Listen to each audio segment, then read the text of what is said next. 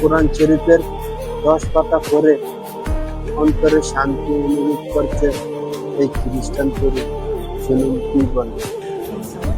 কেউ কি আমাকে বলতে পারেন কেন কোরআনের মাত্র 10 পৃষ্ঠা পড়েই আমার হৃদয়ে এমন এক প্রশান্তি অনুভূত হচ্ছে, যা 25 বছর খ্রিস্টান হিসেবে বেড়ে ওঠার পরও কখনো অনুভব করিনি? আমি কখনোই বাইবেল পড়তে স্বাচ্ছন্দ্য বোধ করতাম না। সত্যি বলতে অনেক সময় বাইবেল পড়া আমার কাছে কঠিন ও কষ্টকর মনে হতো। ব্যক্তিগতভাবে বাইবেল পড়ার মাধ্যমে আমি কখনো সেই গভীর আত্মিক সংযোগ অনুভব করতে পারিনি, যেটা আমার হৃদয় খুঁজছিল।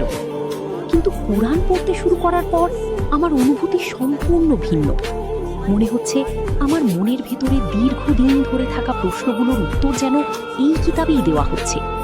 মনে হচ্ছে আল্লাহ আমার প্রশ্নগুলো শুনেছেন, আমার প্রার্থনাগুলো শুনেছেন এবং সেগুলোর উত্তর কোরআনের আয়াতের মধ্যেই দিয়েছেন।